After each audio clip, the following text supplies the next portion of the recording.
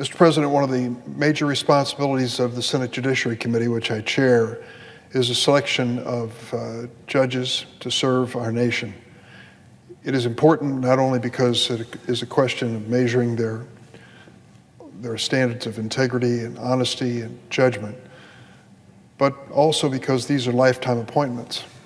Literally, the women and men who are chosen for these slots will have an impact on the future of America in their courts, which could last for many years and decades. That's why we're careful with the Biden administration to not only bring good nominees before the committee, but to make certain that they bring the necessary qualities. This week, the Senate will consider several of President Biden's judicial nominees. I believe that they understand the role of a judge in our system. They'll bring much needed experiential and demographic diversity to our nation's court. I've tried throughout my career, and many others like me have tried, to choose men and women for the bench that will reflect the diversity of America. The face of justice is often as important as the fact of justice. And if people appearing before our courts feel that there is at least a chance for success based on the background and experience of a judge, I think it's a positive thing. Given the background of these judges in trying cases, arguing appeals, and issuing rulings from the bench, I believe, and the committee agreed, these judicial nominees are ready for service. Today, I'd like to speak in support of two of them. Julian Niels, nominated to the District of New Jersey, District Court of New Jersey. Regina Rodriguez, nominated to the District Court of Colorado. New Jersey is really in desperate need of federal judges. They're facing a judicial emergency. In each of the state's 6 judicial vacancies, they've been designated as a judicial emergency status by the Administrative Office of the U.S. Courts. Today, we can begin to address this judicial emergency by finally confirming Julian Niels to the U.S. District Court for the District of New Jersey. He's an extraordinary public servant. He's served the people of the state of New Jersey for decades. As an expert in municipal law, he handled several legal disputes that were tried to verdict, judgment, and final decision, including multiple jury trials. He was the chief judge of the Newark Municipal Court. He presided over 6,000 cases in that capacity. He received a unanimous rating of well qualified from the American Bar Association. He has the strong support of his home state Senators Cory Booker and Bob Menendez, and he's received broad bipartisan support in the Judiciary Committee, with 5 Republicans joining all the Democrats in supporting his nomination. I urge my colleagues to support him.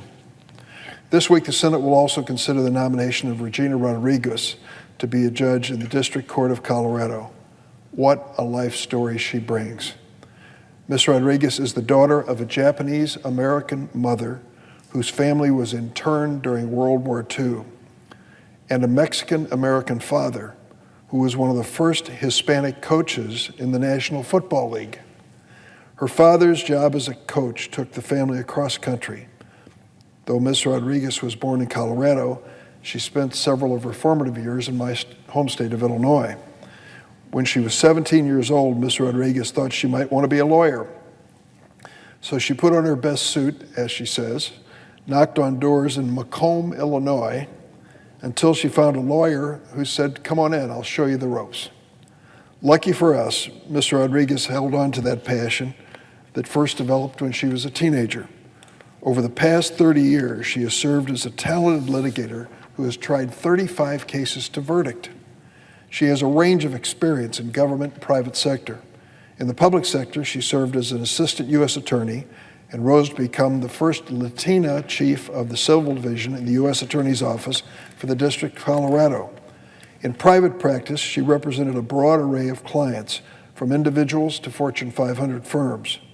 During her tenure as litigator, Ms. Rodriguez has demonstrated she understands the importance of applying the law to the facts in a fair manner.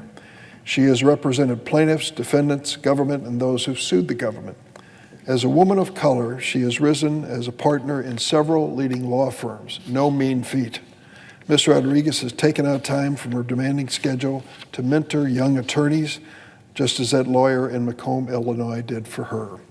She has received a unanimous, well-qualified rating from the American Bar Association, as well as positive blue slips from both Senators Bennett and Hickenlooper.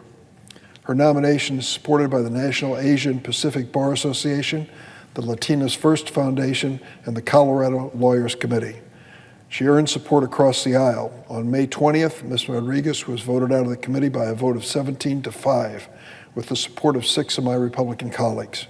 When confirmed, she'll be the first Asian American judge to serve not only in the District of Colorado, but in the entire 10th Circuit. Her historic, well-deserved confirmation will bring our federal judiciary closer to reflecting the lives and experiences of all Americans. I urge my colleagues to join me in voting for Ms. Rodriguez's nomination. The judicial nominees we're voting on this week illustrate something that is substantial and profound. They illustrate that Joe Biden's administration, President Joe Biden, I should say, is dedicated to appointing legal experts with outstanding credentials and a wealth of experience. During his first several months in office, President Biden has nominated public servants who will bring to the bench a variety of professional perspectives and personal experience. Too often, those things have been missing in previous nominees. By confirming judges who reflect the experience of all Americans and who demonstrate fealty to the rule of law, we can continue building a justice system that works for everyone. Over the last 4 years, we have seen a concerted effort on the Republican side to fill vacancies. They broke records in some respects in the number of nominees that they brought before the Senate for approval. Some of the records are not to be proud of from my perspective. 10 of the nominees who were submitted for consideration during the last 4 years before the Senate Judiciary Committee were found unanimously unqualified by the American Bar Association. Nevertheless, most of them made it to the bench and lifetime appointments. Many nominees came before us under the Trump administration who were seeking lifetime appointments to become a trial judge and had no personal experience in a courtroom. Hard to imagine that anyone would be thrust into that situation and expected to perform as a professional. And imagine, if you will, the parties to those lawsuits, many of whom have staked their lives and reputations on the outcome, to find a judge who couldn't find their way through the Code of Civil Procedure if they were forced to.